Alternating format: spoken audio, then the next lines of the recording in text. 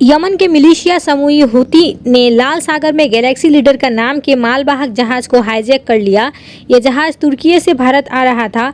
Houthi ने दावा किया है कि उनके द्वारा हाईजैक कार्गो शिप इजराइल का है। इस दावे के तेल अवीव ने सिरे से नकार दिया है। ईरान समर्थित हूती विद्रोहियों ने लाल सागर में एक मालवाहक जहाज को हाईजैक कर लिया और इसके चालक दल को बंधक बना लिया। इस हाईजैक को अंजाम देने के लिए हूती विद्रोही के बीच समंदर तैर रहे मालवाहक जहाज गैलेक्सी लीडर पर हेलीकॉप्टर से उतरे। उन्होंने चालक दल से 25 सदस्यों को किडनैप करके पूरी शिप को ही अपने कब्जे में कर लिया, यानी कि हाईजैक कर लिया, और उसे लेकर यमन के एक बंदरगाह पर पहुंची। हूती ने एक बयान जारी कर इस शिप हाईजैकिंग की जिम्मेदारी ली है। हूती प्रवक्ता सारी ने एक बयान में कहा, हमारे लड़ाकों ने लाल सागर में एक सैन्य अभियान चलाया जिसके परिणाम स्वरूप एक इजरायली जहाज को जब्त कर लिया गया और उसे यमनी तट पर ले जाया गया। जहाज के चालक दल के साथ इस्लामिक नियमों और मूल्यों के अनुसार व्यवहार किया जा रहा है।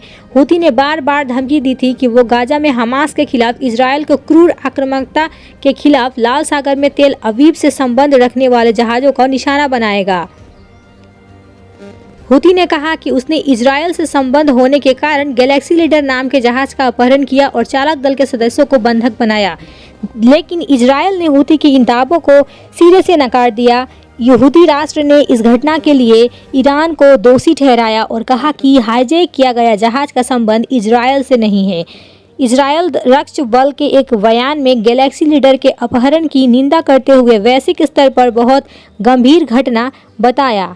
IDF ने कहा कि जहाज एक ब्रिटिश कंपनी के तहत पंजीकृत है जिसमें स्वामित्व आंशिक रूप से इजरायली टाइकून अब्राहम उंगर के पास था, लेकिन उन्होंने इस जहाज को एक जापानी फर्म को लीज पर दे दिया था। इजरायली सेना के अनुसार जहाज तुर्की से भारत जा रहा था और इसमें एक भी इजरायली नागरिक नहीं मौजूद थे।